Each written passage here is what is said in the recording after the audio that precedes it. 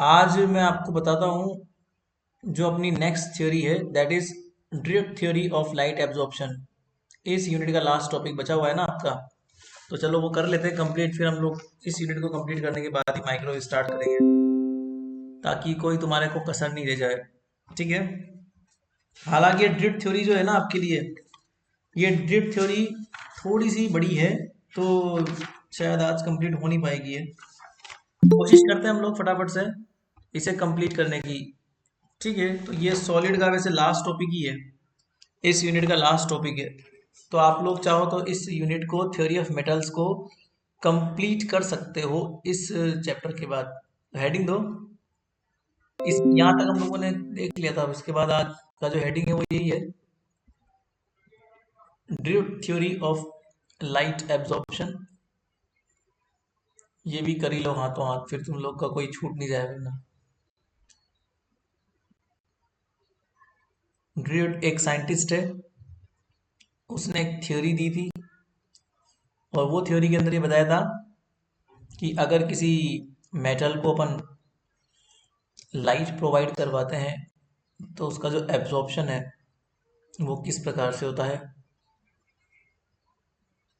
तो drift theory of light absorption in metals, दे लो ये भी हेडिंग। फिर इसके बाद यूनिट आपकी हो जाएगी वो, फिर हम लोग माइक्रो स्टार्ट कर सकते हैं। ठीक है। तो ये होता ही है basically, the classical treatment of the optical properties of metals. ये क्लासिकल ट्रीटमेंट करता है, मतलब क्लासिकल थ्योरी काम में लेता है, क्योंकि ऑब्वियस सी बात है, लाइट का जो सीधा कनेक्शन है वो ऑप्टिकल थ्योरी से होता है। So the classical treatment the classical treatment of the of the optical properties, optical का मतलब भी लाइट होता है, ठीक है, of metals that is based on that is based on assumption of perfectly free electron, assumption of perfectly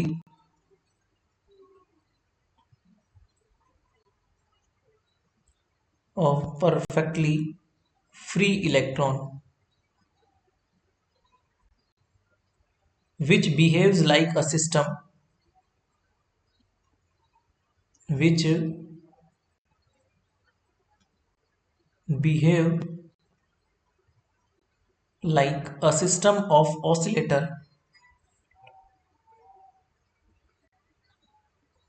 like a system of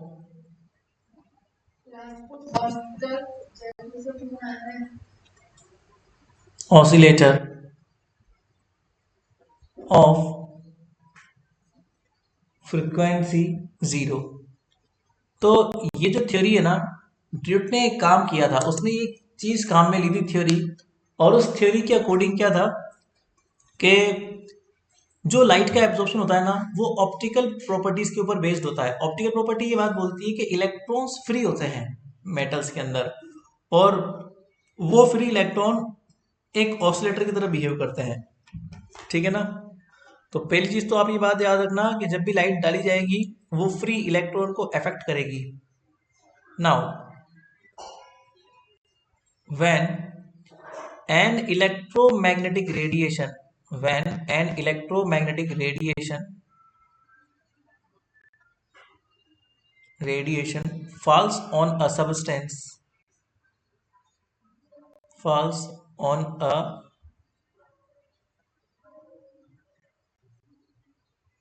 substance, the electric field and magnetic field, the electric field and magnetic field act on the electron, act on the electron which attached to atom, वो electron जो atom से attached है,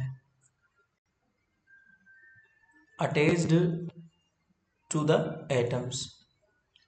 तो जब भी आप light डालोगे ना, तो वो जो है इफेक्ट करेगा उस इलेक्ट्रॉन के इलेक्ट्रिक मैग्नेटिक फील्ड को, वो लाइट जो है इफेक्ट करेगी।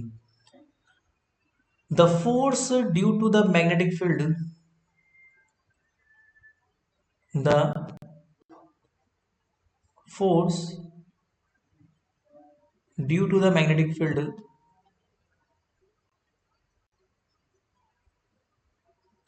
is very small, is very small as compared to the electric field, as compared to the, as compared to the electric field, because क्यों होता है वो, क्योंकि मैग्नेटिक फील्ड फोर्स होता है, क्या होता है, because it is like 1/c v cross B, इस फॉर्म का होता है, जैसे लॉरेंज होता है ना q v क्रॉस बी, ठीक है ना। और वो वेलोसिटी पर डिपेंड करता है, because it depends on the velocity. Q v cross भी मैग्नेटिक फोर्स लगता है लॉरेंज फोर्स की तरह। एंड ये बात हम जानते हैं कि वेलोसिटी बहुत कम होती है, इसलिए फोर्स भी बहुत कम होता है, क्योंकि फोर्स डिपेंड करता है वेलोसिटी के ऊपर, and the velocity of electron is very small, and the velocity of, and the velocity of electron is very small. Velocity कम होती है, फोर्स वेलोसिटी पर डिपेंड करता है, इसलिए लगने वाला मैग्नेटिक फोर्स भी बहुत कम होता है। सीधी सी बात तो ये है, ठीक है। The electric field can not give it enough velocity, ठीक है। वेलोसिटी कौन देता है, इलेक्ट्रिक फील्ड देता है। The electric field can not give it,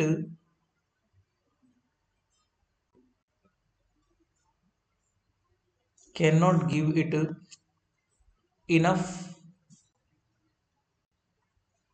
velocity, तो दे नहीं पाता वो इलेक्ट्रिक फील्ड इतनी ज्यादा वेलोसिटी उसको, for the magnetic field force, for for appreciable magnetic field force,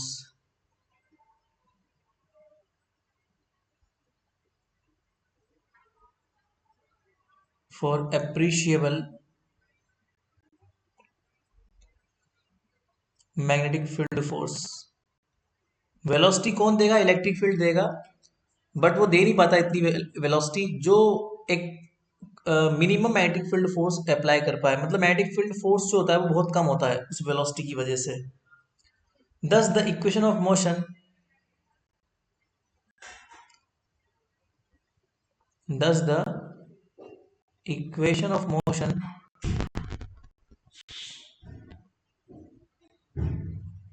for an electron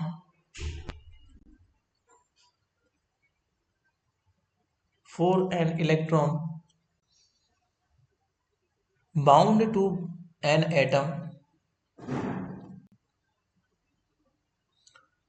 bound to an atom when irradiated by plane wave, या फिर इस तरह बोल दो when affected by plane electromagnetic radiation, when affected by plane electromagnetic radiation। तो जब आप उस इलेक्ट्रॉन के ऊपर इलेक्ट्रोमैग्नेटिक रेडिएशन डालते हो ना, तो जो इक्वेशन ऑफ मोशन काम करती है, वो इक्वेशन ऑफ मोशन ये होती है, that is force mass into acceleration plus m upon ये होता है यहाँ पर टाउ टाइम पीरियड, और ये होता है वेलोसिटी, ये भी एक फोर्स है, रिस्टोरिंग फोर्स, सॉरी वो क्या बोलते हैं, डैम्पिंग फोर्स। और ये होता है हमारे पास fundamental frequency m omega square x, इसको के बोलते हैं, तो के एक्स हो गया है रिस्टोरिंग फोर्स। तो ये सारे फोर्स मिला के क्या हो जाएंगे हमारे पास, इलेक्ट्रिक फोर्स के बराबर हो जाएंगे, like exponential iota omega T. तो ये आपको याद रखनी पड़ेगी, इतने फोर्सेस काम करते हैं इलेक्ट्रिक फील्ड की वजह से। तो ये आप याद रख सकते हो इक्वेशन, ठीक है, इक्वेशन ऑफ मोशन आप याद रख लेना। बट यहाँ पे नॉर्मली क्या होता है, फ्रिक्वेंसी जो होती है बहुत कम होती है, नेग्लेजिबल होती है फ्रिक्वेंसी, क्योंकि वो ऑसिलेशंस इतना नहीं कर पाता कि फ्रिक्वेंसी प्रोवाइड करवा पाए, इसलिए हम लोग फ्रिक्वेंसी को नेग्लेक्ट कर, ये फंडामेंटल फ्रिक्वेंसी, ये जो फ्रिक्वेंसी है ओमेगा नोड, ये वो फ्रिक्वेंसी है जिससे इलेक्ट्रॉन ऑसिलेट कर रहा है, और ये बहुत कम होती है। ओमेगा वो फ्रिक्वेंसी जो इलेक्ट्रिक फील्ड की है, जो आप लोगों ने इलेक्ट्रिक फील्ड दिया हुआ है, तो ये होती है, बट ये नेग्लिजिबल होती है, ठीक है ना। तो here we taken motion of in 1D। Now आगे आ जाओ, here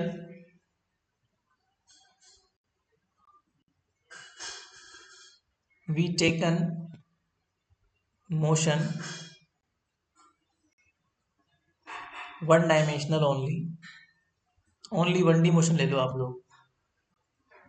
the field linearly polarized along the field linearly polarized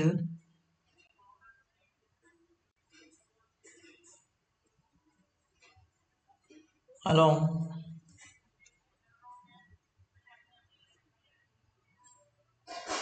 x direction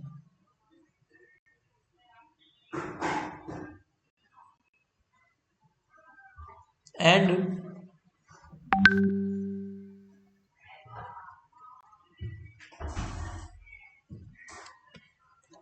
ठीक है ना, मान लो उसकी पोर्शन को हम लोग x में ले लेते हैं, and you can say that like इस स्थिति में क्या हो जाएगा, डैम्पिंग फोर्स बहुत ज़्यादा लगेगा और रिस्टोरिंग फोर्स टर्म नेग्लिजिबल हो जाएगी। सो इफ वी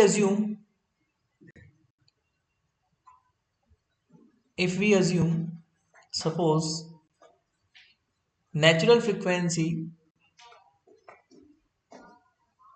फ्रीक्वेंसी, जिससे आपका इलेक्ट्रॉन मोशन कर रहा है, मतलब मूव हो रहा है, तो suppose natural frequency omega not tends to be zero, ऐसा मान लेते हैं।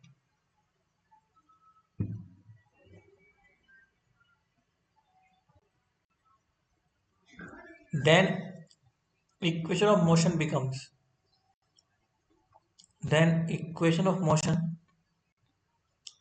तो उस स्थिति में इक्वेशन ऑफ मोशन क्या हो जाएगी मेरे पास, like m x double dot plus m omega upon, sorry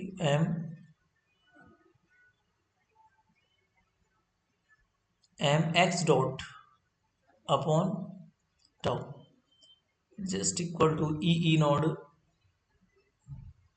exponential minus का आयोटा ओमेगा टी। ये एक्सपोनेंशियल है और ये चार्ज है, उल्टा पुल्टा मत समझ लेना। इक्वेशन नंबर 1, ये एक तरह की ऐसी इक्वेशन है, मान लो इसका सॉल्यूशन कुछ हम ले लेते हैं। So let the solution of equation 1, let the solution of, ये एक सॉल्यूशन हम लोग मान के चलते हैं, मान लो, तो ये एक सॉल्यूशन क्या हो जाएगा, मान लो मेरे पास x is equal to x naught exponential minus iota omega t, ये हम लेके चलते हैं, तो ये सेटिस्फाई करेगा उसको, इक्वेशन नंबर 1 को। तो 2 से वैल्यू 1 में रख दो आप लोग। तो पहले t के रेस्पेक्ट में डबल डिफरेंशिएट करना पड़ेगा, तो m D upon d T square, x double dot का मतलब यही तो होता है x dot exponential iota omega T plus m upon tau, x dot का मतलब क्या होता है, एक्स के टी के रेस्पेक्ट में एक बार डिफरेंशिएशन, तो डी अपॉन डी टी, और ये हो जाएगा एक्स डॉट माइनस का iota omega t, it just equal to e naught exponential minus iota omega t. अब एक बार इसको सोल्व कर लो फटाफट से, तो आयोटा ओमेगा बाहर आ जाएगा, तो माइनस का m omega square x naught exponential से कट जाएगा, आ जाएगा एक्सपोनेंशियल माइनस का iota m upon tau is equal to exponential cut जाएगा हर जगह से, ठीक है ना। एक बार डिफरेंशिएट, डबल बार डिफरेंशिएट, माइनस कॉमन ले लो, एक्स नोट की वैल्यू निकालो, तो एक्स नोट हो जाएगा माइनस का E naught upon m omega square minus iota, ये डिस्प्लेसमेंट आ गया पार्टिकल का, दिस इज द डिस्प्लेसमेंट। तो ये पार्टिकल डिस्प्लेसमेंट आ गया, क्योंकि ये एम्पलीट्यूड था डिस्प्लेसमेंट का, एम्पलीट्यूड है, this is the amplitude of this displacement, के पार्टिकल कितना डिस्प्लेस हुआ मैक्सिमम। तो इक्वेशन नंबर 3 आ गई। अब आप इक्वेशन नंबर 3 को जब आप 2 में रखोगे तो ये रिजल्टेंट डिस्प्लेसमेंट आ जाएगा। तो 3 से वैल्यू 2 में रख दो, तो x is equal to x naught मतलब कि minus e naught upon m omega square minus iota omega upon tau, और साथ में एक्स नोट के साथ में एक्सपोनेंशियल वाली टर्म भी आ रही है, that means exponential minus iota omega t, ये भी तो आ रहा है। सो ये कितना हो जाएगा हमारे पास, exponential minus iota omega t, ठीक है।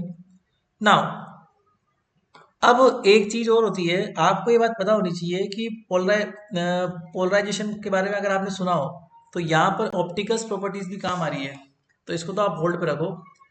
अब आपको ये पता होना चाहिए कि पोलराइजेशन क्या होता है। अब मैं आपको दिखा दूं कि पोलराइजेशन क्या होता है, पहले वो समझ लो, उसके बाद फिर आपको आना चाहिए। आप लोगों ने फॉर्मूला पढ़ा होगा polarization, P is equal to क्या होता है, लाइक एप्सिलॉन एंड काई ई, ऐसा कुछ पढ़ा है क्या, ससेप्टिबिलिटी एंड इलेक्ट्रिक फील्ड, ऐसा कुछ होगा। इलेक्ट्रिक फील्ड लगाने पर आपका जो एटम है वो पोलराइज्ड हो जाता है, और पोलराइजेशन की वजह से ये वैल्यू आती है। और आप लोगों ने भी पढ़ा होगा कि is x equal to 1 minus relative permeability, ऐसा कुछ भी होता है। तो ये सब फॉर्मूले होते हैं नॉर्मली, ठीक है। तो ये जब फॉर्मूला आप अप्लाई करोगे, तो ये वैल्यू यहाँ पुट करोगे, तो अल्टीमेटली मेरे पास एक पोलराइजेशन फैक्टर आएगा, और पोलराइजेशन फैक्टर यहाँ पर कितना हो जाएगा। Now we know that since polarization factor, normally इसको ऐसे भी लिखते हैं कभी कभी पोलराइजेशन को, P is equal to susceptibility 1 minus R होता है, ये ओमेगा पर डिपेंड करती है ससेप्टिबिलिटी, ओमेगा माइनस का 1 एंड दिस लाइक दिस, ठीक है। तो यहाँ से मिल जाएगा कि पोलराइजेशन अपॉन एप्सिलॉन नोट ई बराबर कितना हो जाता है, ससेप्टिबिलिटी सॉरी परमिटिविटी -1, ठीक है। तो यहाँ से जब आप निकालोगे परमिटिविटी की वैल्यू निकालोगे आप, तो परमिटिविटी कितना हो जाएगा, 1 प्लस पोलराइजिबिलिटी अपॉन एप्सिलॉन ई, ठीक है। अब दोनों भाई, पोलराइजेशन का मतलब क्या होता है। पोलराइजेशन का मतलब ये होता है dipole moment in unit volume, या फिर dipole moment in unit volume, या फिर यूनिट डिस्टेंस, जो भी आपका होता है, इसे बोलते हैं पोलराइजेशन। डाइपोल मोमेंट बराबर क्या होता है, नॉर्मली डाइपोल मोमेंट बराबर होता है charge multiply with the distance. अगर मान लीजिए n एटम अवेलेबल होता है, तो n एटम के लिए पोलराइजेशन क्या होता है, n मल्टीप्लाई, अगर n एटम या फिर n पोलराइजेशन अवेलेबल होता है ना, तो टोटल एटम्स के लिए होता है total number of atoms multiply with the total polarization. Unit volume में अगर n अवेलेबल होता है, तो यूनिट वॉल्यूम में अगर n एटम्स अवेलेबल है, तो n नोड मान लो यूनिट वॉल्यूम में है, तो n ई एक्स हो जाएगा। तो यहां से आप क्या निकाल सकते हो, पोलराइजेशन की वैल्यू निकाल सकते हो, n नोट ई एक्स, ठीक है। तो ये निकाल के यहाँ रख दो आप लोग। तो जैसे हम पोलराइजेशन की वैल्यू निकाल लेते हैं, तो 1 plus n naught charge multiply with the distance upon epsilon naught e, ये निकल के आता है बस। अब आपने ऊपर निकाल रखा है एक्स का वैल्यू इक्वेशन नंबर 4 के अंदर, उसका यूज कर लो यहाँ पे। इक्वेशन नंबर 4 का यहाँ यूज कर लो 5 के अंदर, तो 4 से वैल्यू रख दो 5 में, तो यहाँ से आप निकाल सकते हो basically permittivity is just equal to, permittivity just equal to 1 minus, क्योंकि यहाँ पे ऊपर एक्स की वैल्यू में क्या आ रहा है, माइनस आ रहा है ना, इसलिए। अब देखो ई भी आ रहा है यहाँ पे, यहाँ भी ई आ रहा है, तो इलेक्ट्रिक फील्ड से इलेक्ट्रिक फील्ड काट दी, नोड कहाँ से आ गया, अच्छा ठीक है नोड आ रहा है, तो वैसे नोड नहीं लगाओगे तब भी चलेगा, ये नोड से इतना कोई इफेक्ट पड़ता नहीं है, ये तो इलेक्ट्रिक फील्ड वो, तो इलेक्ट्रिक फील्ड से इलेक्ट्रिक फील्ड काट दो, और यहाँ पर तो एन नोड है तो एन नोड ही रहेगा, यहाँ पर भी ई है और यहाँ पर भी ई है, तो ई और ई हो जाएगा ई स्क्वायर, ठीक है। इलेक्ट्रिक फील्ड से इलेक्ट्रिक फील्ड काट ही दिया आप लोगों ने, अपॉन एम, क्योंकि वहां पे एम आ रहा है इसलिए, और यहाँ पर एप्सिलॉन नोड आ रहा है इसलिए, और साथ में क्या आ रहा है, omega minus omega square minus iota omega upon tau, यही तो आ रहा है। तो ओमेगा स्क्वायर माइनस, माइनस है कि प्लस है, वापस चेक करना पड़ेगा ऊपर जाके, माइनस, अरे यार यहाँ प्लस आएगा ना, क्योंकि माइनस कॉमन लिया ना आप लोगों ने, तो यहाँ भी प्लस आएगा, फिर यहाँ भी प्लस आएगा, so omega square mine plus iota omega upon tau, ये हमारे पास परमिटिविटी आ चुकी है, this is the permittivity, equation number 6। अभी तो ये हमारा हुआ है थोड़ा सा कम, अभी तो और बहुत सारा बड़ा बाकी है। So this is the sometime referred as a dielectric constant, इसे परमिटिविटी बोलते हैं, डाइलेक्ट्रिक कांस्टेंट भी बोलते हैं। दिस इज समटाइम्स, इसे हम क्या बोलते हैं, एप्सिलॉन को दिस समटाइम्स रेफर्ड एज, मतलब इसे क्या बोलते हैं, क्या डिनोट करते हैं, referred as the dielectric constant of free electron case, dielectric constant of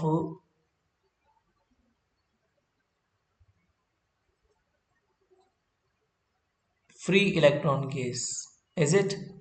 तो ये फॉर्मूला आप लोग ध्यान रखना डाइलेक्ट्रिक कांस्टेंट का, ठीक है। अब इस डाइलेक्ट्रिक कांस्टेंट के अलग अलग केसेस बनते हैं, और उन अलग अलग केसेस के ऊपर डिपेंड करती है हमारे अगले की प्रॉपर्टी, अगली जो नेक्स्ट चीज है वो इन्हीं केसेस पर डिपेंड करेगी, कि भैया ओमेगा बड़ा होगा छोटा होगा, या फिर उसमें ट्रांसमिशन क्या होगा, रिफ्लेक्शन कितना होगा, तो ये सारी बातें डिपेंड करेगी नेक्स्ट जो इसके टाइप्स पढ़ने वाले हैं उसके ऊपर, ठीक है। चलो वो टाइप्स भी हम लोग पढ़ेंगे, फिलहाल लंबा पड़ेगा, ये हो नहीं पाएगा आज अपना, ठीक है। तो अकॉर्डिंग टू मी मुझे इसको यहीं ब्रेक करना चाहिए, बिकॉज मुझे जल्दी निकलना है कॉलेज। आप लोग इसको इतना ही लिखो, कल इसका बचा हुआ पार्ट हम पढ़ेंगे, बिकॉज लंबा है ये, अभी होगा नहीं है तुमसे, ठीक है। और अभी भी इंटरनेट बंद है क्या, तुम लोग बहुत कम आ रहे हो, 17 बच्चे आए आज केवल, तो तुम लोग थोड़ा सा उनको इन्फॉर्म करो, क्योंकि हम लोग बस अब लास्ट है, कल कल के बाद मेरे को माइक्रो स्टार्ट करनी ही पड़ेगी, कल आपका लास्ट डे रहेगा इसका, इस यूनिट का, ये यूनिट आपकी कंप्लीट हो जाएगी कल के बाद, फिर बिकॉज फिर कल के बाद मुझे एनी हाउ माइक्रो स्टार्ट करनी है, बिकॉज यूनिट कंप्लीट है और मैं नई यूनिट स्टार्ट नहीं करना चाहता, ठीक है ना। और मैं चाहता हूँ कि आपको माइक्रो स्टार्ट कल से करवाई दूँ, तो कल कल का और अंतिम मौका है, जिसमें आप लोग उनको इन्फॉर्म करके और बता सकते हो कि हाँ आप माइक्रोवेव पढ़ सकते हो। तो माइक्रोवेव अगर स्टार्टिंग से पढ़ी जाए तो बहुत अच्छी बात है, फर्स्ट क्लास से आप पढ़ोगे तो बहुत अच्छी बात है, बीच में ज्वाइन करते हो दिक्कत आ जाती है आप लोगों को, इसलिए थोड़ा सा इंफॉर्मेशन देते रहना, और फर्स्ट क्लास से आप लोग उनको लेना। वोडा की सिम चल रही है तो क्या करें बताओ।